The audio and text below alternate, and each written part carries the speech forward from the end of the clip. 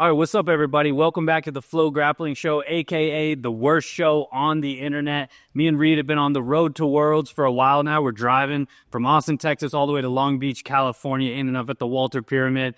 And we're here in Las Vegas, Nevada with Adam Wardzinski. We got Jan in the background hanging some stuff, so we might have a few surprise guesses for everybody. But Adam, thanks for letting us, come to your home, do a podcast and everything. Sure thing. Good to be here. Welcome to Vegas. Yeah, excited. We meet again. But yeah, you've been in Vegas for how long now?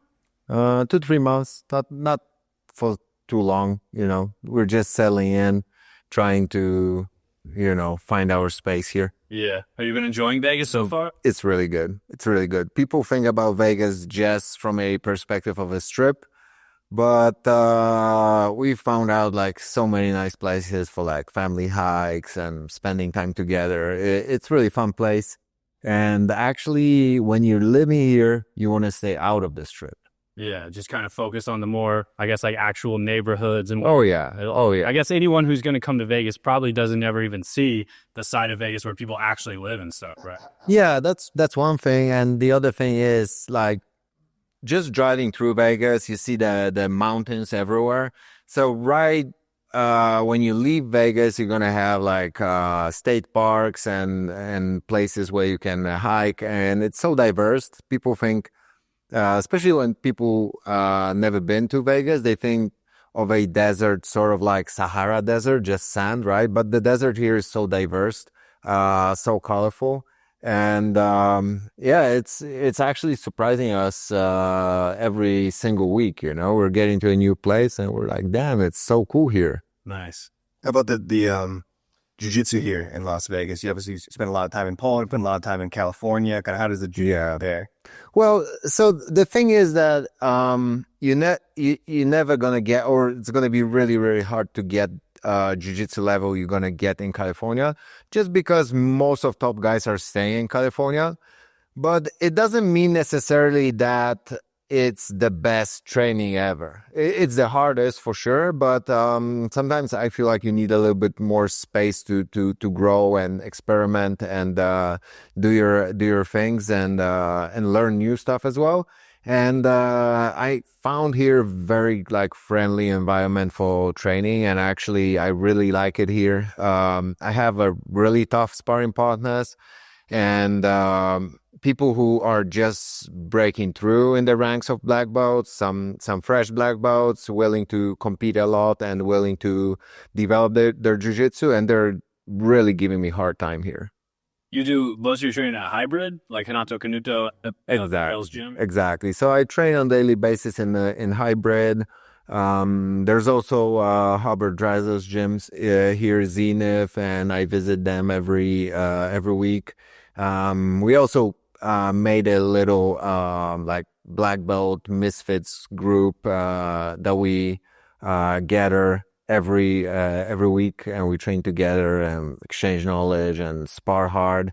So you got here everything you need. You have like I said, the space for experimenting and learning new stuff. You have really hard sparrings, and you have people with very good insight and experience, like Renato, Raquel, and Hubbard, and many more. Yeah. So I know you said you've only been here a couple months at this point, but what's the go-to weekend activity for the Wardzinski family? What do you guys kind of been enjoying most about Vegas? Well, if we're talking here about weekend activities, so it's a family time in general.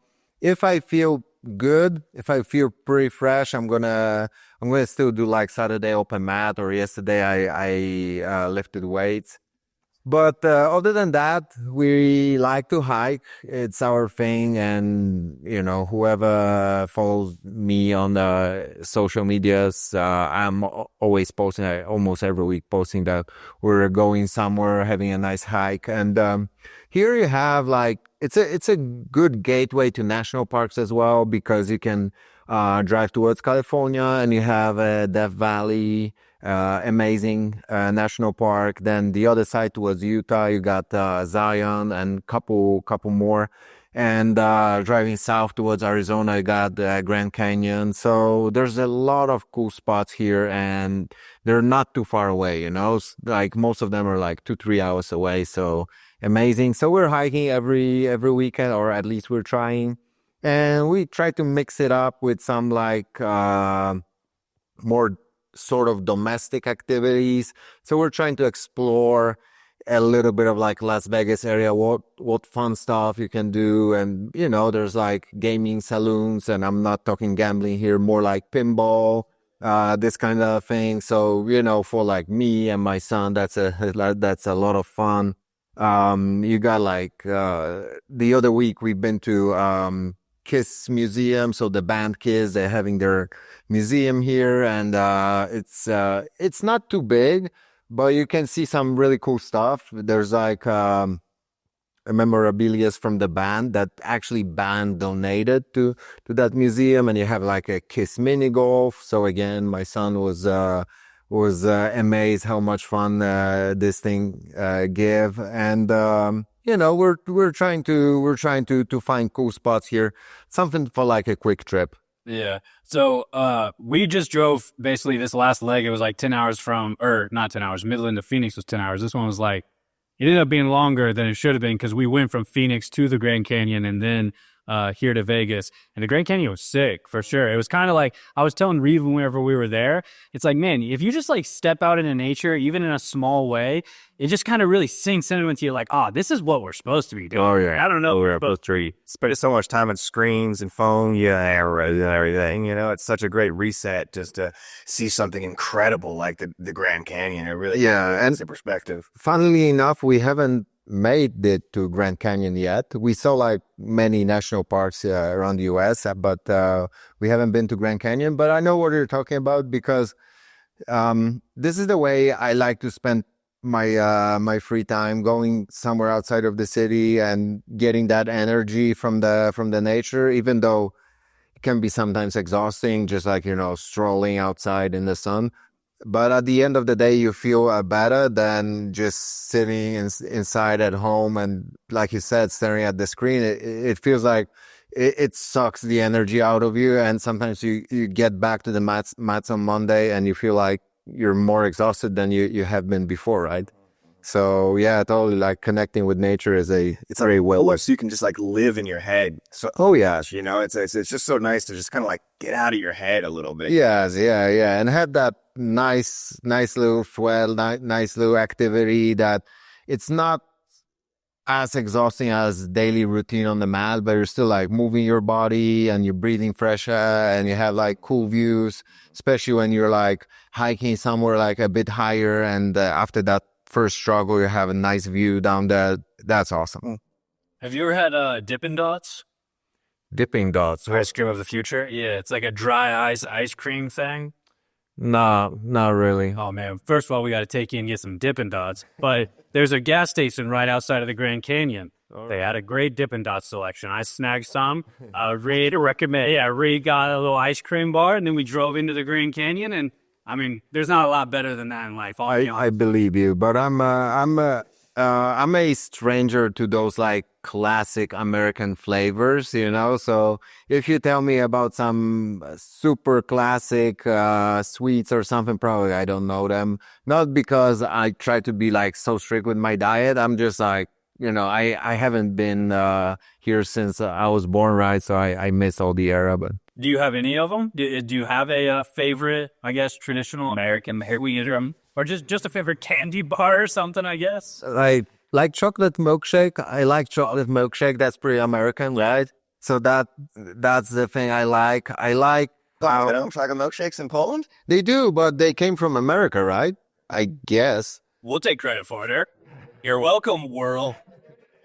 And I like actually my favorite snack here, especially when I'm cutting weight and I can't eat that much, right? So sometimes I'm just gonna eat like a handful of a thing just to like please myself after a hard training. I like how America is crazy about popcorn. So in Europe, at least in Poland, you're gonna get like just like a salty popcorn, like very classic, or like maybe salt and butter. But here you got all sorts of flavors, like White cheddar. right shell, or yeah, and like there is one crazy where you have like a mix of a caramel and cheddar, and they're mixed together. Ooh, that sounds good. That's actually pretty good. It sounds crazy, but it's pretty good. One time I got a Cheetos flavored pop. Oh yeah, they What do do you think of that. that?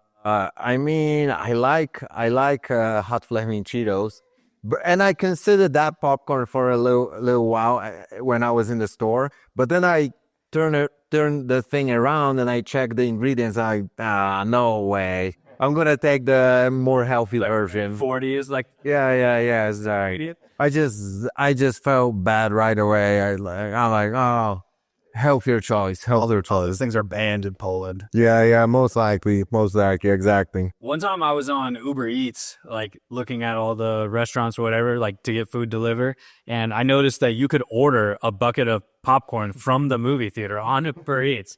And I still haven't done it, but like, yeah, I thought it'd be incredible. Like I kind of wanted to like order it, but then like go wait outside the movie theater and try to like film the guy like picking up my popcorn and make like a little video of like my popcorn getting delivered from the movie. Well, that's probably the only way you should do that. I mean, like, It's creepy, but we just to enjoy the popcorn. just like overpriced bucket of popcorn with like artificial butter. I mean, okay, but you can get better in Albertsons for like Plus a box, $15 delivery. yeah, you can get the same for $3, basically. All right, well, if I do it, I'll make a video, so it's justified. I just Just for fun. Yeah, that's cool. yeah. So obviously, we want to talk to you about some jiu-jitsu also. No, Yeah, but we're gonna get to it. So you accomplished, one of the biggest feats somebody can do this year, which was complete the IBJJF Grand Slam, starting with 2024 Worlds and then Euros, Pans, and Brasileiros. I kind of want to take it back to the 2024 World Championship first. Going into that Worlds, was there anything different for you? Was there any, did you feel different that year? Did it seem like, oh man, maybe this is my year? Or did it just seem like, just another competition at the World Championship? you know what? Like many times, I felt like it's my year, and I failed. So I kind of went there without that sort of expectations, and I think it actually started to work well for me. And after the tournament, I was like breaking things down, how I was thinking and what I was thinking of, what was my mindset. And actually, I felt that it's better for me when I'm going somewhere without expectations, without thinking about the gold and about like the final match. Instead of that, just going in and fighting the first match, second match, third match, and match after match, you're gonna eventually get there, but you can't win the final before you won your first fight, right?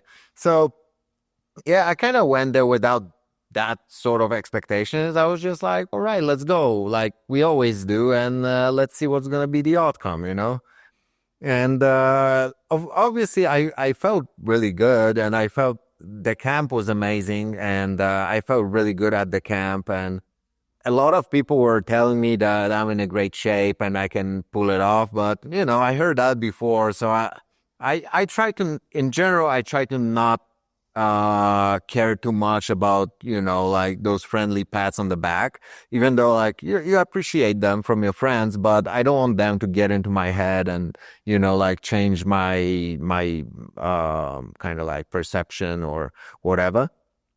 And actually the my friend and photographer Boro was Who's banned from the U.S. for 4 more years. Exactly, unfortunately. But he was like videoing me at the camp a little bit, and actually like everywhere we go, and he's like, you know what, I want to just film a little bit more because I have a feeling you may win this time. Like, all right, whatever. But I pull it off, and it was amazing. How about that in between from day 1 to day 2? Because that was the first time you'd ever made it to day 2, or? Yeah, actually, yes. So what was going through your mind? Kind of, were you psyching yourself out, or were you starting to kind of build yourself up too much, and you had to bring yourself back down? Nothing like that. Nothing like that. I was thinking that I can't overhype myself, and I can't settle for that bronze or silver as well. So I was like, let's just keep the same mental and let's just, fight the semis, then actually quarterfinal, right? So I didn't even had the medal. So yeah, so I felt like, oh, it doesn't matter that much that I got to the second day. Yeah, now I remember. And yeah, and then I was in the semis, and obviously it's cool because you're already on the podium, but I keep that thought in my head that sometimes I see that also like between like my friends and students, that sometimes you get to the podium and all the steam is coming off you and you're like, damn, yes, I'm on the podium. I already have that medal, but at the end of the day, when you lose that semifinal match, you don't feel good. You feel like a loser still. Right. So I don't want to value those bronzes too much. So I was like, we don't settle for this. Let's keep going. Let's keep fighting, and let's see how it's gonna be, right? And yeah, so I didn't really like. I haven't been too happy about the second day because I still knew that there's a lot of work to do before I get any good result, and the good result is gold. And it feels like these are lessons that you had to learn through the 8-9 years that you've been, 10 years you've been a black belt, right? Oh yeah. That's that's a long time, and sometimes, you're also wasting a lot of time. I feel like, in my case, I was wasting a lot of time because in my head I was like, all right, I'm still young. I still have time. So let's just do the same thing, but harder, and that's not usually the way. You have to break something down. You have to fix some gaps. You have to like fix some holes in your game, and then you're going to be able to perform a little bit better. And I really felt like many things clicked that year, like from the technical point of view and also like from the mental point of view. And the bracket was pretty good, even though the category was like super stocked. I felt like my bracket is pretty good. So, everything came together for that result. Afterwards, not immediately afterwards, but once it was all able to like kind of set in and you're able to process it and all that, and you're looking in the mirror and you're a world champion, did it make you feel different? Did anything else change after that? Well, I always thought that it's changing something, but you know what? Like, I don't know. Maybe it's jiu-jitsu thing that you win the title and you're not becoming a millionaire right away, right? You're like the fame level is not like, you're not like exploding. You're like getting a slightly more famous and popular, and people put more attention into your name, but it's nothing that crazy. And also us as competitors, we're rarely settling in and just kind of like stopping and taking a breath to kind of process what does it mean. No, we keep going, So right away afterwards, I signed myself up for American Nationals. And it's funny because a couple of times in my career, I had this weird feeling that you won the big title, something you've been like waiting for like a very long time. And of course, at the beginning, there's like a lot of like excitement and all those emotions, like very positive emotions and happiness. But then you come back home and you feel sort of like emptiness, you don't know what's next and what you should do next, what's the plan. So what worked really good for me is just, moving forward. And actually I told my wife, like, after Worlds, there was like a couple like crazy days where, people were writing me and calling me and they were sending all those like messages. I told my wife, you know what? I just want to come back to training. I just want to train again, and I want things the way they were before.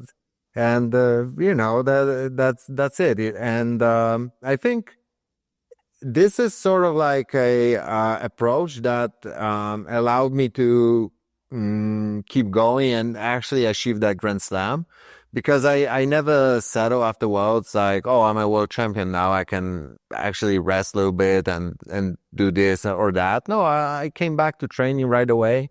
And I was right away thinking about new challenges. Like I said, I signed up for American Nationals. I had Crown in my head coming up in November, and all those like majors coming up next year. So, maybe it's me, maybe it's general in Jiu-Jitsu that we're always looking, what can we achieve more? And we're never dwelling too much into the fact that, oh, we achieved this, so maybe we should take a little like retirement or, vacation. We rarely take vacation. We just keep going. Yeah. How about Jan is spying on us right now? What's up, Jan? But we were talking about you winning. Let's go back to the podcast.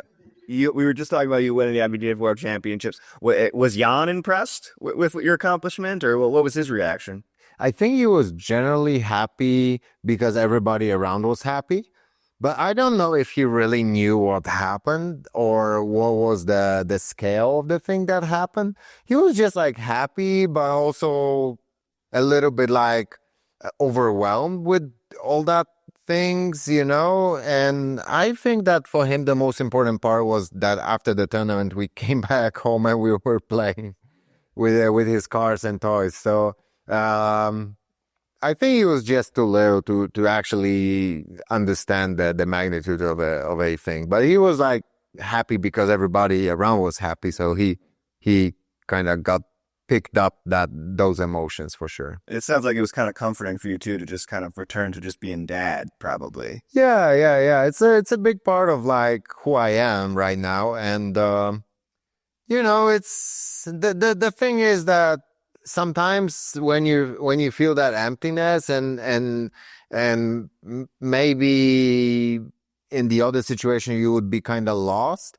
Here you have like sort of an anchor, right? Like, oh, okay, I won the tournament, but tomorrow I'm gonna go back to training, or today I still have to like play with my son, or this and that. You know what I mean? It's like you have those things that you stick with, and eventually they kind of like guiding you back on your road.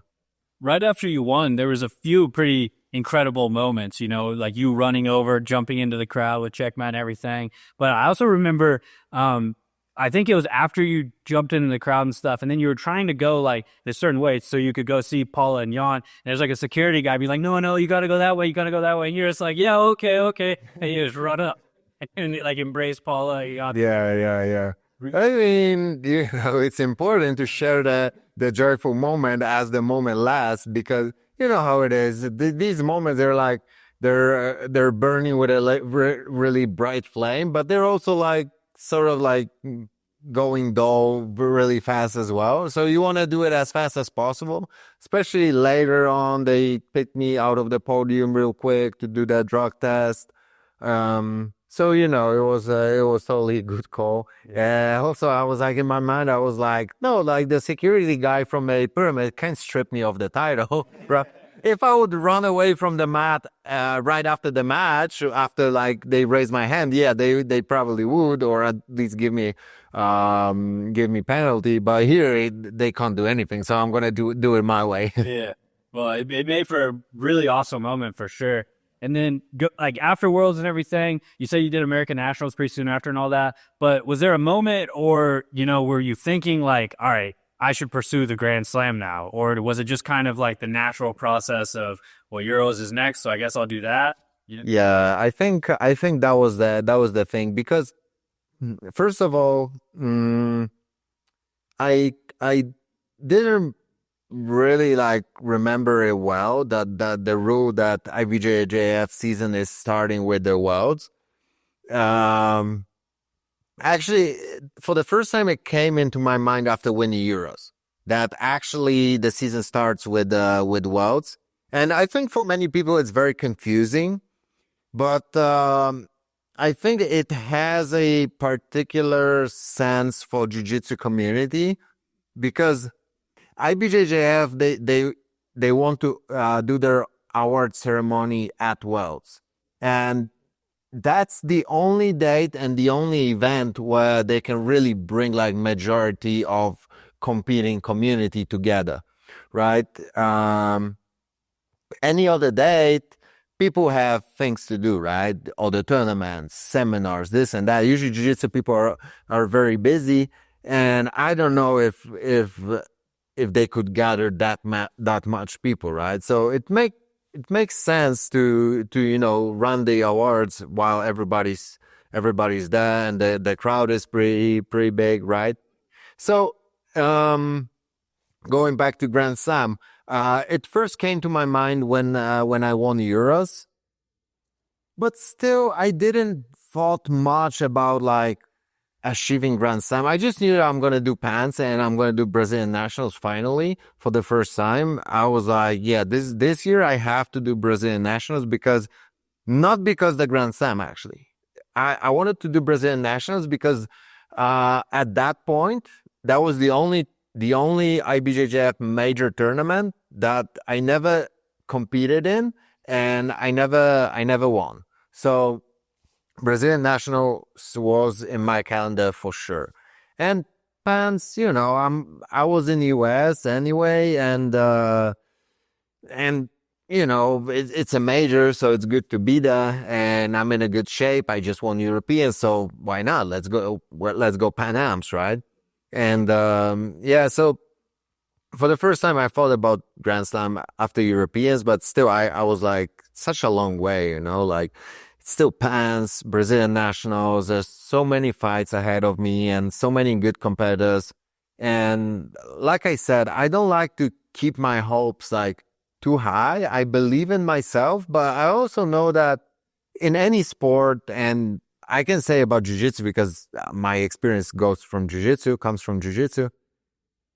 Sometimes it's a matter of a day, sometimes it's a matter of some sort of luck, maybe you're gonna get like a bad bracket for you, you're gonna have somebody like low ranked, but very tough, really good against your game, and he's gonna win by advantage or red decision, right? Anything can happen.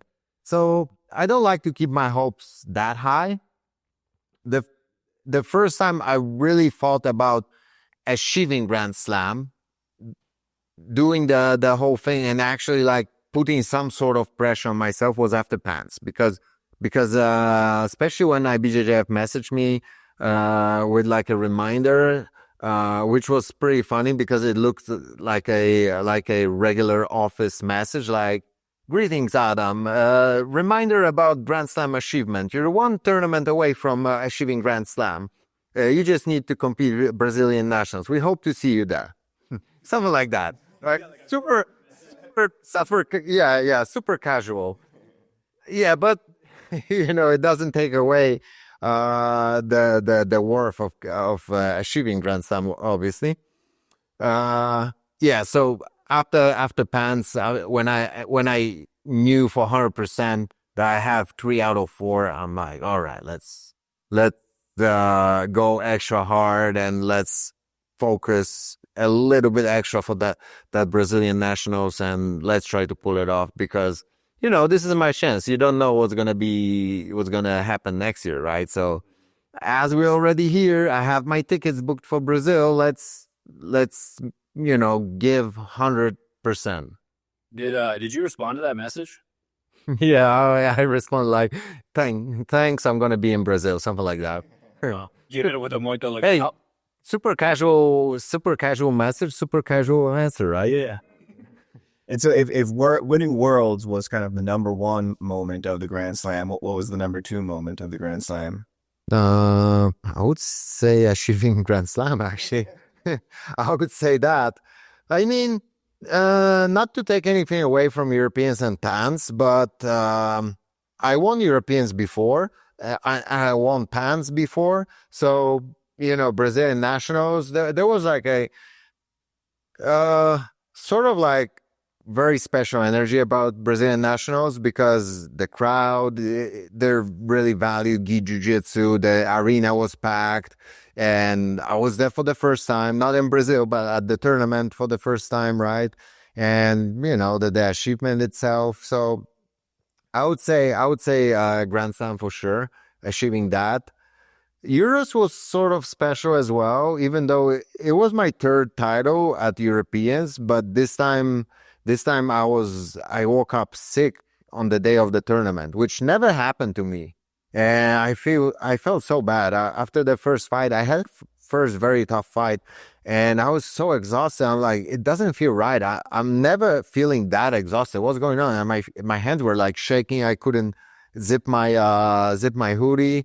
I'm like, damn, something's wrong. And then after Europeans, I was pretty sick for a while. So that was kind of like miracle that I was able to pull it off actually. So that gives a sort of a flavor to that tournament for sure. You weren't sick after Brasileiros? No. Have you been sick after I Brazil? was sick a little bit. Yeah? Yeah, a little bit. All right. Because I felt like a little throbbing in my throat, but only for like 3 days. But actually, I probably passed it on Jan because he got sick for a little bit. So my wife was actually right that I brought something home. All right. Maybe I gave it to you. Yeah, thanks. Do you feel like, Trey and I have been on this road to Worlds now, and we've been jumping around the gyms, and we've actually talked about you kind of quite a bit down a lot of these other gyms and stuff. And so I'm wondering if like you're feeling like an inspiration to the jiu-jitsu community. We talked to Manuel Hibamar, and he's in his 30s now too, and he said that he was kind of like done competing basically until he saw you go out there and win, and he realized that like, no, maybe I'm not done. Yeah, maybe I still have a chance. Yeah, I still have a chance. And obviously even Megaton, who's 30 years older than you, but he's like, if Adam can have a bad day and then have a good day, so can I. So it's just like, That's awesome. That's awesome. it really is kind of incredible to see these guys talking about you. And I don't know if you have a relationship with those guys, but obviously that they're watching you. I mean, I know them. I can't say that we're like close friends, but we know each other. We always say hi to each other at the tournaments. Well, it's nice to hear for sure, because I think that it's also like it's a heat of the moment, right? It was recent Worlds, so people still remember, and they still keep that in their memory, and I know exactly how things are working in jiu-jitsu, so I don't think my name's gonna become like sort of immortal just because I won Worlds. We're like, the time is passing, and in 5 years, maybe like people barely gonna remember who Adam is. And I'm okay with that. I don't care that much, but in the heat of the moment, I may give motivation for people like you mentioned, a little bit older competitors who are thinking if they should still go or maybe just settle for masters. And I hope that winning that title also opened some European people eyes, because I believe that if somebody achieves something, you can be 100% sure that this is achievable. And before that, you never know. You may suspect it's achievable.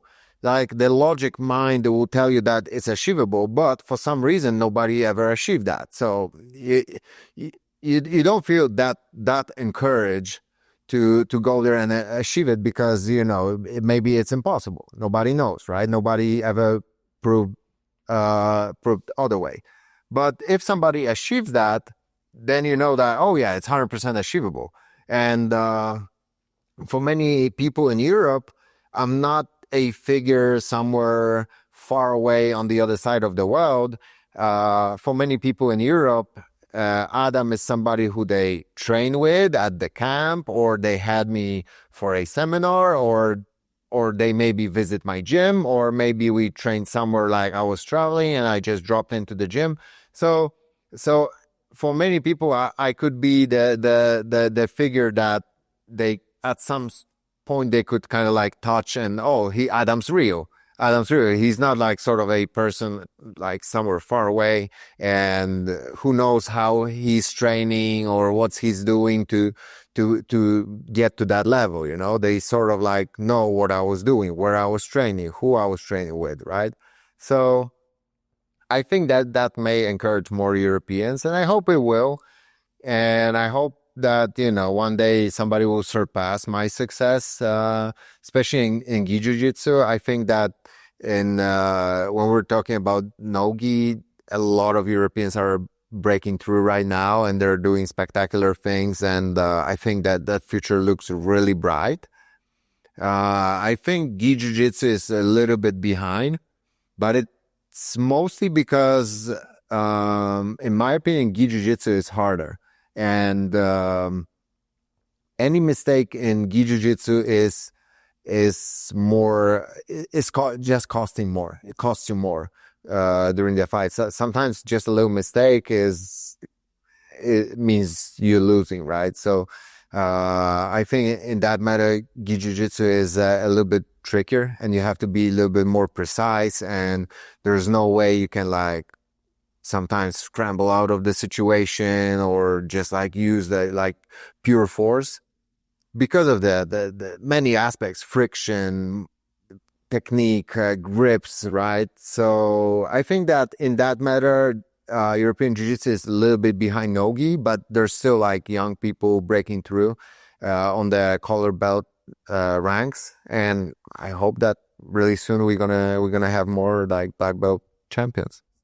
I definitely think you're inspiring a lot of people. You inspired one guy that I competed against at a regional tournament recently. He told me afterward, he butterfly swept me, and then he told me afterwards that he watched the Fix My Game we did and that he really loved it. All right, Doc. So that the whole inspirational thing didn't work well for you. It's the backlash out of you. This is what it gives me. That's why I'm not even recording right now. I'm not publishing anything else. That's okay. We're just burning time here. I'm having fun. I'm kidding. But I wanted to ask you, though, because, yeah, you are inspiring a ton of people now. Was there anybody who inspired you?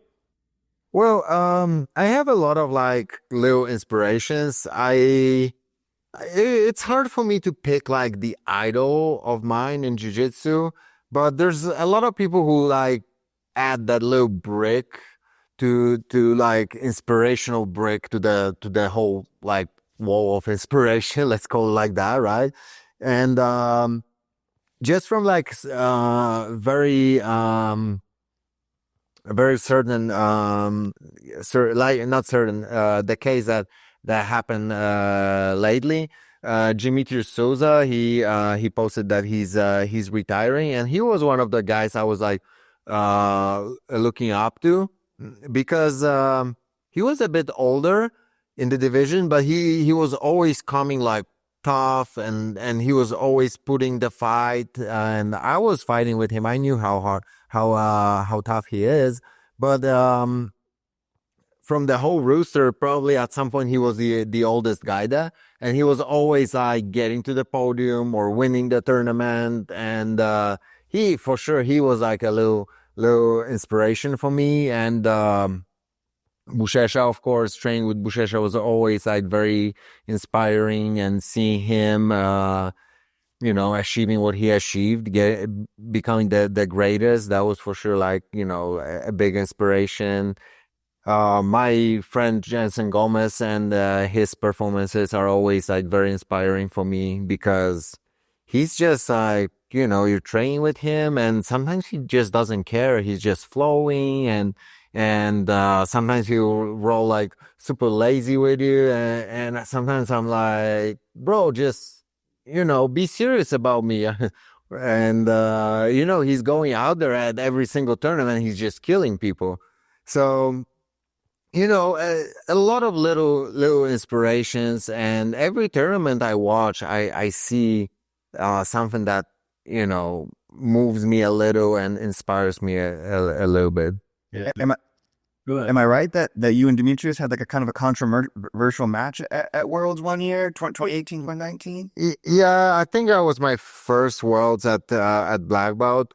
There was like some sort of like situation. I think first one was that they first gave me the points for the guard pass, then they take it away, which I thought that I had the guard pass after the sweep, but then at the last seconds, I think I I swept, and I was trying to hold him down, and he was trying to obviously escape, and that was awarded advantage, not 2 points. And yeah, it ended up with him winning. So I don't know, like people, I felt it was pretty controversial at that time, and you know, like your friends will always tell you that this was controversial and you should win that. But anyway, it's a pass, and you know, I don't care much about it. I was just kind of surprised to hear you take a deep cut like Demetrius Souza. Oh yeah, but with Demetrius, I knew him before that because he was teaching seminar in Poznan, in my city in Poland. Yeah, sure. And this is the first time I met him. I was brown belt at that time, and we trained together, and we had a lot of like really hard sparrings. And it was pretty funny because when he was there in Poznan, people were just like so like tired of training with him because he's so like such a high level competitor. He was like, you know, killing people on the mat, like regular jiu-jitsu practitioners, right? And when I was there at those like seminars, it was more like a classes. He was like showing some techniques, and then after that we were rolling, and people were just like sitting by the wall, and the coach was like, go with Demetrius, and everybody was like, no, I'm already tired, I don't want to. And I was like, you know, coming up through the ranks, like color belts, and I was like all crazy, and I wanted to like, you know, train as hard as possible. And then there you have that guy coming all the way from Brazil, and you can train harder with him. So we trained a lot. Gotcha. And you know, obviously, then we fight at Worlds, then we fight 2 times more. And lately, when I was in Brazil, I had like a little group private. And one of the people that showed up to the private was Demetrius, actually. And you know, it was really nice to have him there because it was like, it felt like the whole circle, you know, like at some point I was like sort of a student, and we fought together, and then I was able to show him a little bit of my game. So that was really cool. That's super awesome. Yeah, it's jiu-jitsu. This is how jiu-jitsu is, you know, like there's rarely bad blood, and there's rarely like real conflicts. And at the end of the day, everybody who's in the game, we're here for the love of the game, and we like training, we like exchanging knowledge, and we like hanging out with other jiu-jitsu people. So it makes perfect sense. So obviously I want to talk to you about this year's World Championship, but first, this is our hard-hitting questions segment. Are you prepared for the hard-hitting question? All right. First question. If there's a direct clone of yourself, a one-to-one clone of Adam Wardzinski, has all the same knowledge, the same thoughts, everything. This is advanced cloning technique. Yeah. Who wins? Like, say you can you yourself? Yeah. Can you be? Or let's go. Can you submit yourself? Wait, with the exact same knowledge? Exact everything. Then I think it's 50-50. You think you go 50-50? I think it's a coin toss. Yeah. What about submitting? Could you submit yourself? I think the chance for me submitting myself is exactly the same as the perfect clone submitting me. You say it's a perfect clone. But if you're really good at defense, then it goes down, right? Like both of you, you're better at offense or better at defense. That's a hard question. All right, I'm submitting him. The original always wins. The artificial always loses. You got an original situation. No, they're original. All right, well, You always win. what about passing your guard? I think that actually he could pass my guard. He could pass your guard? I think so. But then I would recover. Something anyway. Yeah, you just maintain the grip on the right sleeve and eventually get him back. Stop telling the secret, all right? Stop telling the secrets. I would recover some way. In some magical way, I would recover and I would submit him. I don't know if I'm the greatest analytical watcher of jiu-jitsu ever. I think other people might have. You spotted that butterfly triangle from Brasileiros. Yeah, you were training. You did it a bunch of times in training. Yeah, you should put more respect into your your skills of Okay. analyzing the jiu-jitsu. Tell the people. It's great in analyzing jiu-jitsu. Respect. All right, we would pretty much wrap it up. But yeah, what I was looking for. But yeah, so you would pass your own guard, but eventually recover it. Most likely. Yeah. Travel yourself into just your own game, just kind of like you do with everyone, where eventually. I think that ability to escape would be better than ability to maintain the position, and yeah, eventually I would get out. Anybody you've never trained with that you really want to train with or compete against, or No, compete against? No. I don't want to compete against anybody. You know, like I always say, like I'm not excited to go and compete against this guy or that guy, because you know, the only thing that is exciting is like the vision of me winning, like the possibility of winning, right? But all the hard job, like it's I don't know. I'm just not excited about this part of my job. But Obviously, very good then, maybe. but then, you know, when I go there, I give 100%, and I do whatever I can to win, obviously. But I just don't like to pick my like opponents and who I would like to fight with. No. But training's different. Training's different thing. Train's totally different thing. For sure, I would like to train with Michael Langi. I never trained with him. There was an opportunity because he was teaching the camp in Poland at some point, but I couldn't attend. Other than that, who else? Help me out with some legends. You'll be training with Roger Gracie, I did. Waleed Ismail. No, I didn't. Would you want to? Hey, why not? Why not? I did. I don't know much about him, but his expression is pretty legendary. At least making a picture with like a mean face, that would be awesome. More legends, keep going. Those are my first two legends that come to mind. Zach Machado, Jacare. That'll be cool, yeah, for sure. Never rolled.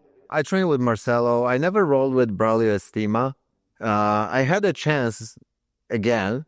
I was attending couple of Braulio seminars. One in Lisbon for sure, one in London, and we didn't train.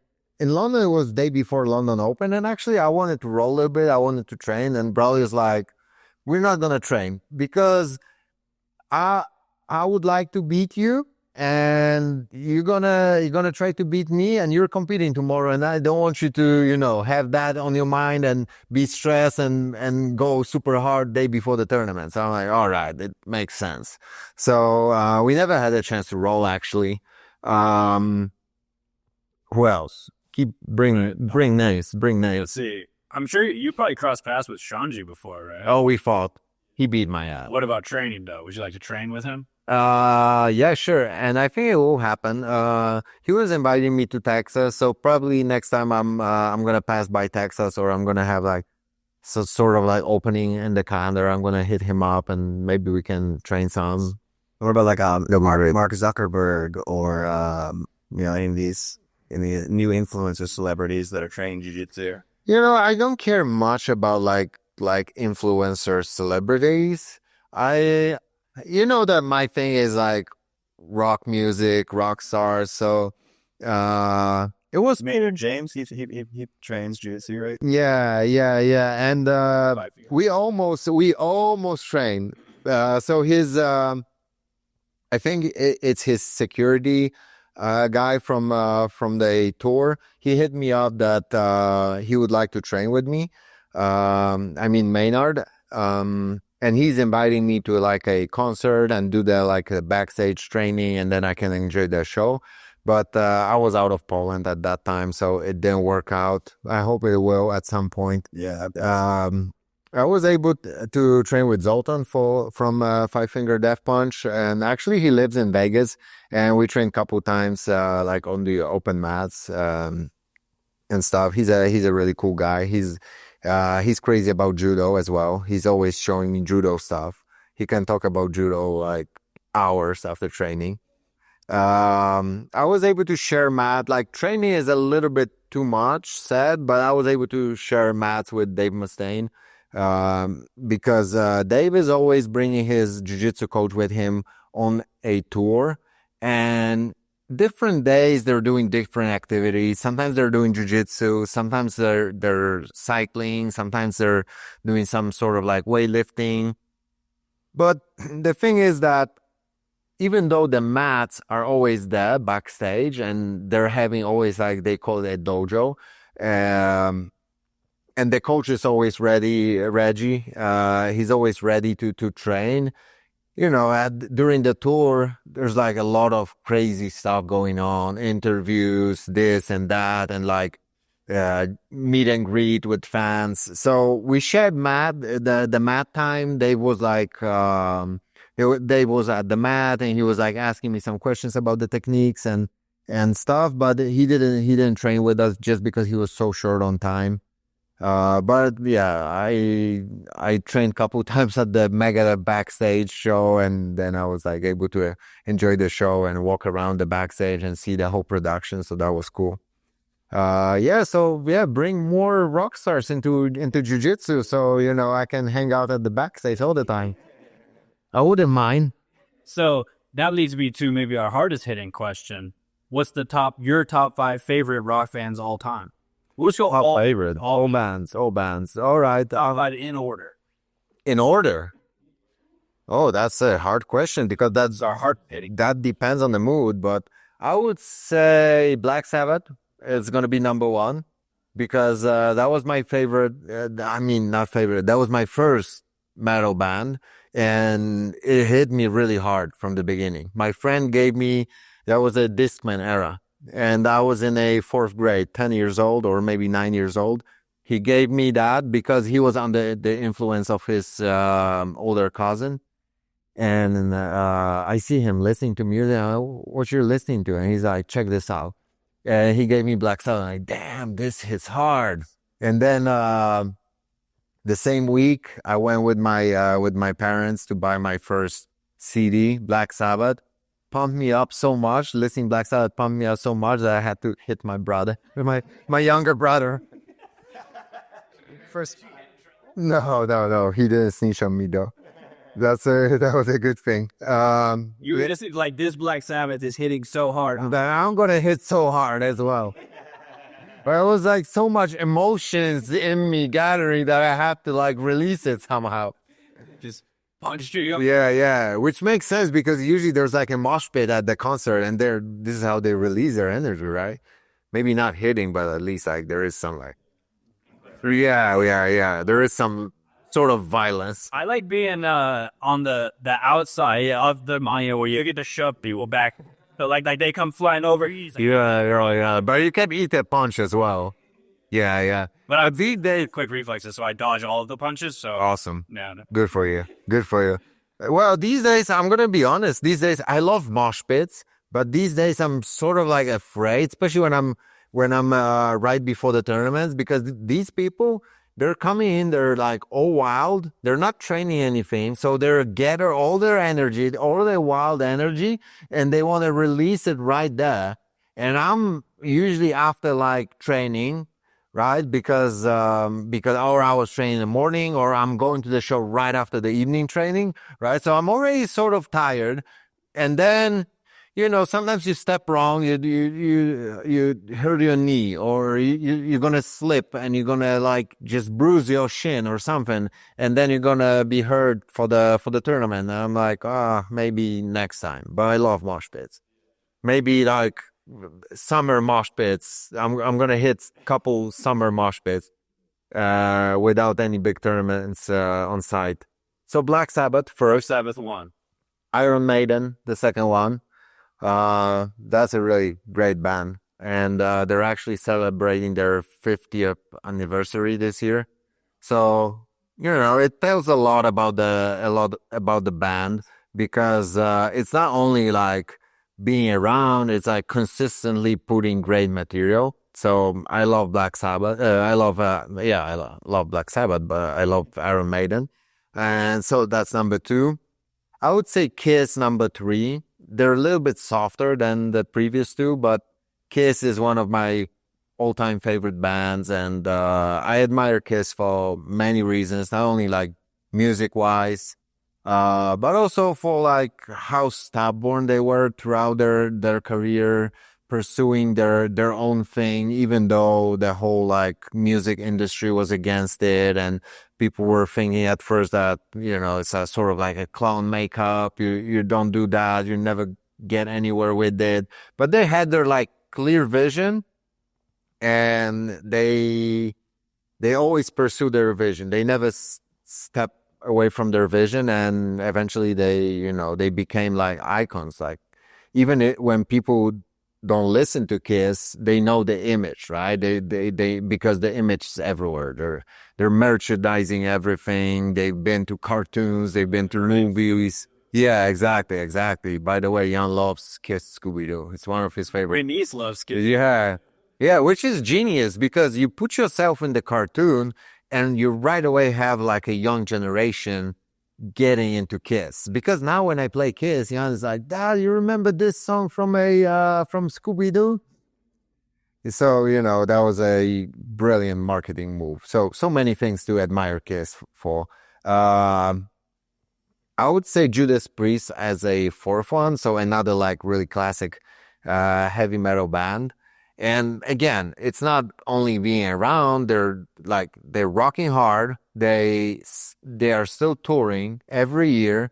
And what's more, they're still putting material out there, and it's super, super good. Like their latest album was, I don't know, I think right now it's one of my all-time favorites. And I would say number 5, it's weird that it's on the 5th spot. It should be somewhere higher, but this is the way the rankings works. Megadeth. I love Megadeth. I love Megadeth for all sorts of things, like guitars. They're one of the best when it comes to guitars. And you would think that Dave Mustaine's vocal is not the greatest, but this is funny thing about the music. With music, it's not always about total perfection in every aspect. Sometimes you're gonna have such a like rough voice like Dave's, but it matches the music and lyrics so much that it makes a perfect combination. So yeah, I love Megadeth. Nice. All right, Reed. Now you rate Adam's ranking. I mean, yeah, definitely pretty classic, you know, Very classic. metal ranking for sure. It's like you can't really take one of those 5 bands. What would you add? I don't know. I guess I'm a little bit more into like a more modern metal type stuff, you know, but I don't know. The band that comes to mind for me is like Slipknot, to be honest. You know? I would never put Slipknot down. But it's okay. No, definitely those 5 bands like are pretty untouchable. Yeah, true. But that's kind of like the one that like, I don't know, I think they're kind of pioneers in their own way of a different genre of metal, and that's like what I grew up listening to be honest. I'm pretty sure that kids gonna watch this podcast and go, what are these bands? They never heard about those bands. What are you talking about? Yeah, I would sub in one of those for like maybe Taylor Swift. There we go. The kids will know now. Now they'll be. She can get pretty metal if she feels like it, but I don't know about that. Not a big fan. I'm just kidding. I like her original stuff. Picture to Burn, Love Story, more of those, but her new stuff's a little too poppy for me. All right. Good for you. Yeah, I just wanted to have a little input on the music. There's anything else, Reed? Any closing thoughts on Adam's? No, great list for sure. I mean, you can't go wrong. I appreciate that. And Black Sabbath, like you could just, you know, that those are desert island type albums, type bands, where it's just like you could just have one album from those guys and you'll be set for life. Yeah, for sure. What's the craziest concert you've ever been to? I think in general, like the craziest concerts you're gonna get are any like hardcore shows, and not like the big ones when where you have hardcore bands like doing some sort of like festivals. Not these ones. The ones where they're playing in basements. That's the craziest concerts ever, because people gonna be like, they have their like hardcore people, they have this like weird dance of theirs called two steps.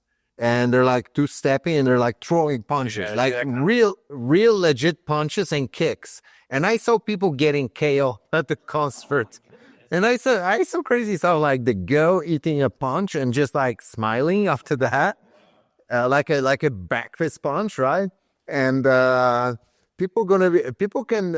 It's totally allowed to for the fans to jump on the stage and take the mic from the singer and sing their own thing, and then they're like stage diving, and I saw some crazy stuff like this like big fat dude went to the stage, climbed up on the stage, and he wanted to crowd surf. He jumped head first, and people got scared because he was huge. And he went all the way down with his head first. Oh my goodness! He hit the ground, knocked out cold, taken away from the show. You can skip a beat, can way. Yeah, so I think those shows are pretty wild. Yeah, sometimes it can get too crazy. But I think if we go more towards like classic bands, I think the most intense show I was at was Iron Maiden in Poland. So people are totally crazy about Iron Maiden in Poland. They love Iron Maiden. Every Iron Maiden show is gonna be sold out or close to sold out, and it's always general admission in front of the stage, right? So you have this like mosh pit and people standing and people trying to get as close as possible. And one of those Iron Maiden shows, when I was there, like in front of the stage, I don't know if I was tired or something, but I just couldn't stay there. I had to go to the back for the first time ever. I'm always all right there, and I'm always like, I'm pretty okay, even if they're like pushing against you, I'm all right. I don't care. But that day, it was just too much. The crowd was really, really wild, or I was just weak. That particular day. Just that day. Yeah, just that day. Nice. All right. Well, I guess we should talk about this year's World Championship, and you have any final things you want to say to any of the kids about music or anything, I guess, before we go back to Jiu-Jitsu? Just try to, do your research a little bit more about rock and metal. Maybe you're going to like that. There you go. Try it out. Yeah. Go through your dad's or grandpa records. You may like that. It hits hard still. All right. So we're obviously, it's about time for the World Championship. I guess we're like, 6 days away now? Something like that. It's crazy how fast it goes, right? For sure. It's crazy to think basically 1 year ago, almost to the day, is whenever you were about to take off on the 2020 championship. It's crazy to think that Brazilian Nationals was 3 weeks ago. That is crazy. And I sort of forgot about that tournament already.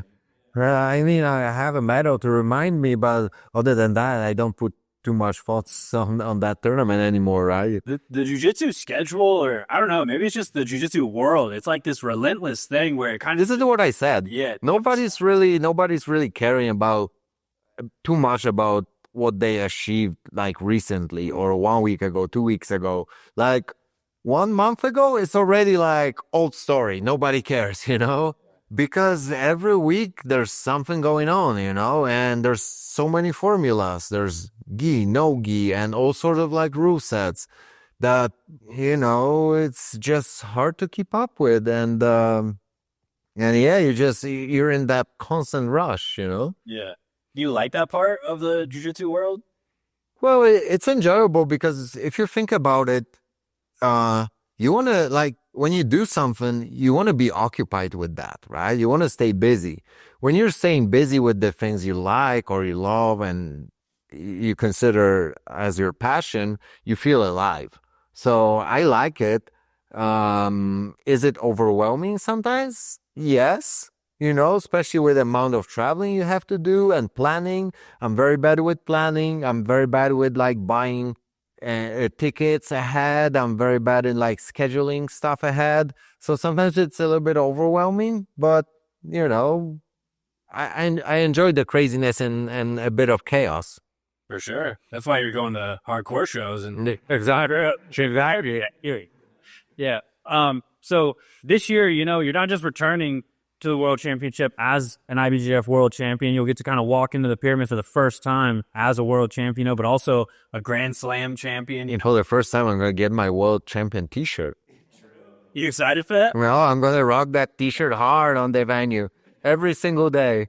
Does this one feel any different to you at all? Does it change anything kind of coming in now as a World Champion?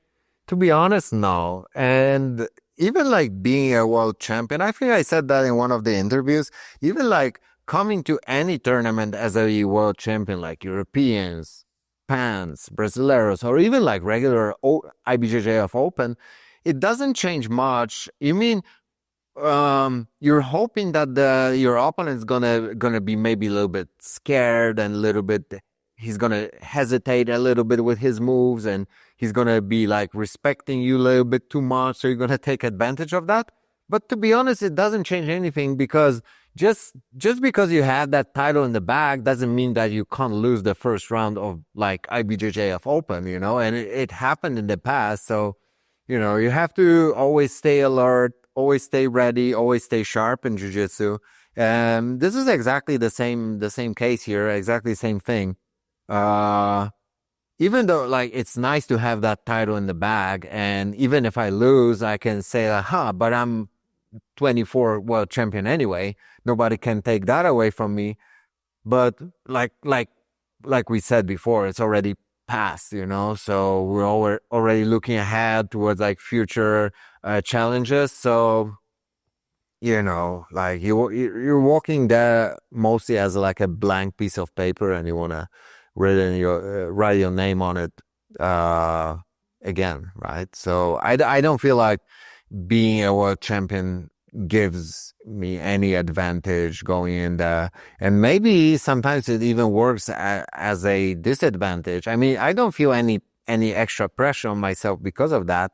I think the most pressure I felt was at Brazilian Nationals, because I knew that the Grand Slam is on the line. And, you know, that it was at this sort of like final step thing, very much on side, but still like, you know, a lot of work to do to get there.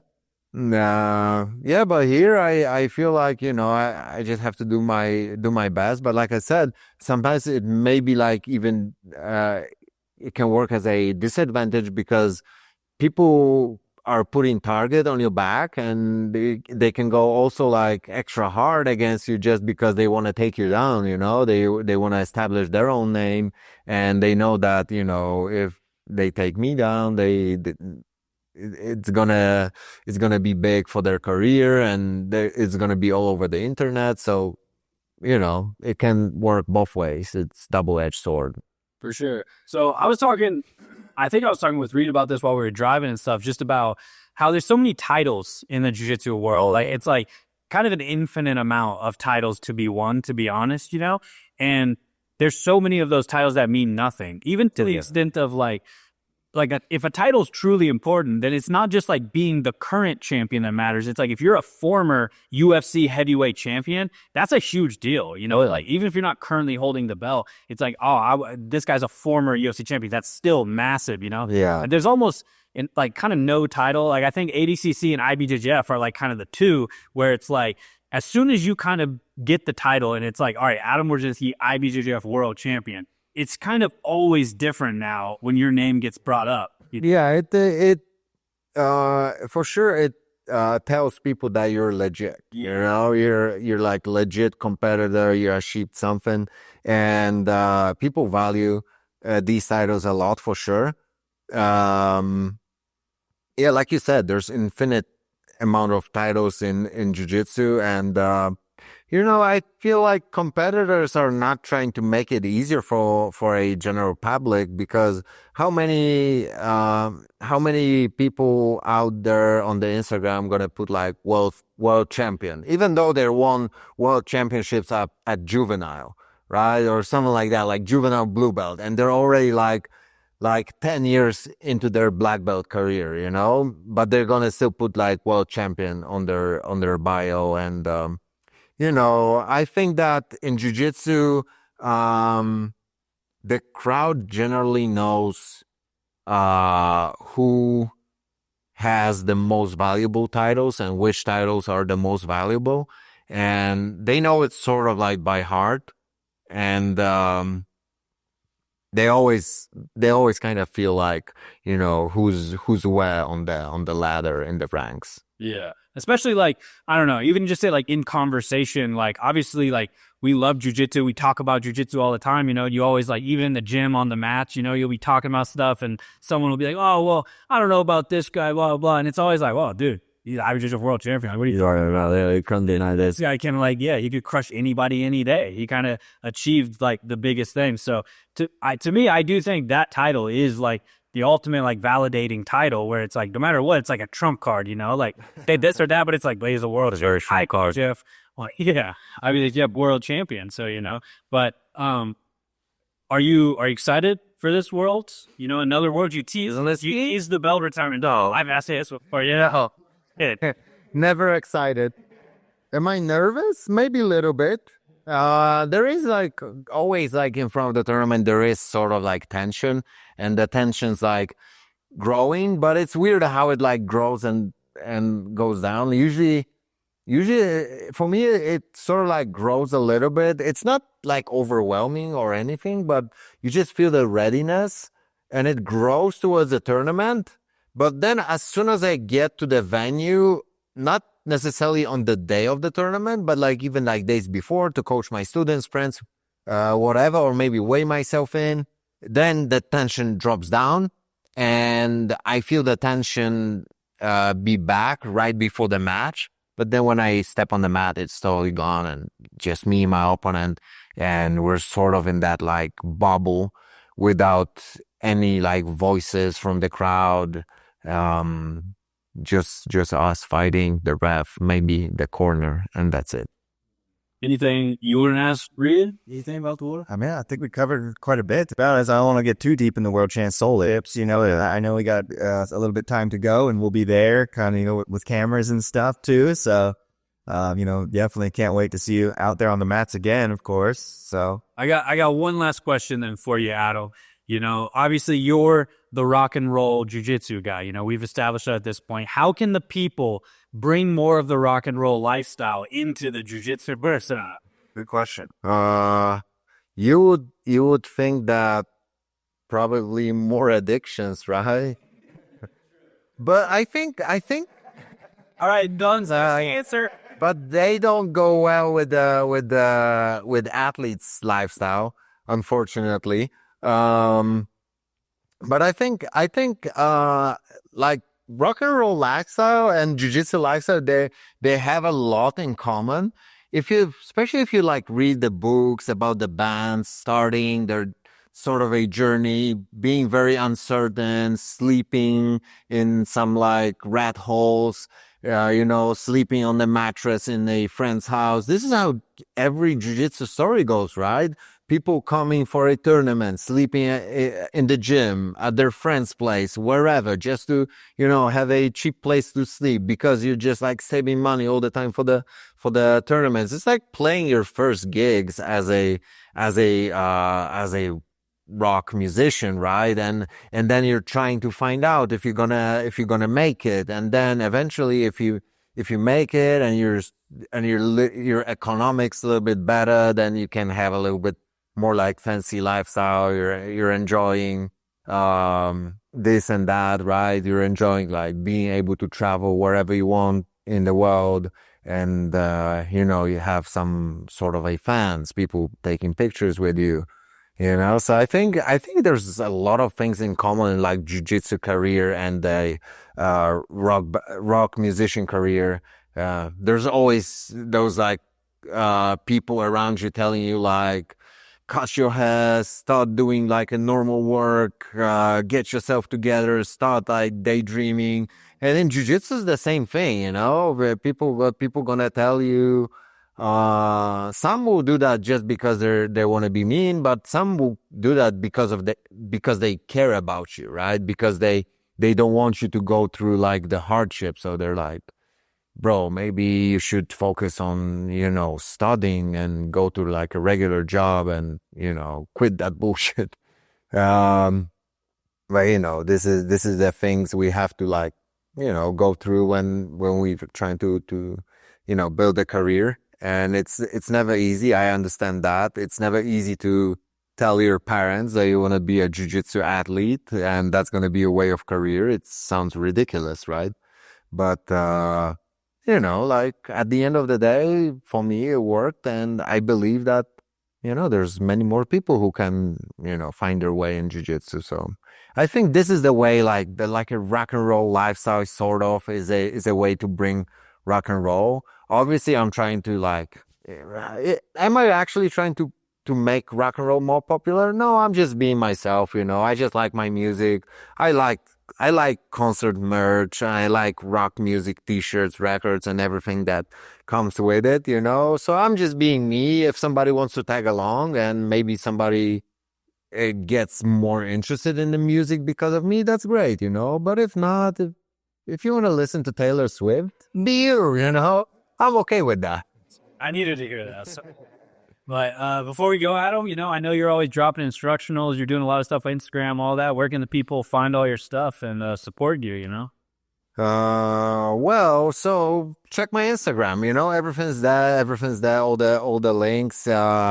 If you like my style, if you're curious about my ways of playing guard or passing guard, you can always check my instructionals at BJJ Fanatics. I just dropped the new one about pinning positions, how to control the opponent better, how to drain his power. Something that you could see a lot during my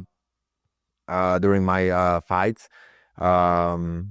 Like putting that really tight control on my opponents and making them really exhausted before I get to a dominant position. So this is my new instructional all about that topic. So if you want to check it out, check it out. If not, then it's all right. All right, nice. Well, thanks for joining us. Thank you. Great talking to you, and thanks everyone at home for watching, and we'll see you guys in the next episode.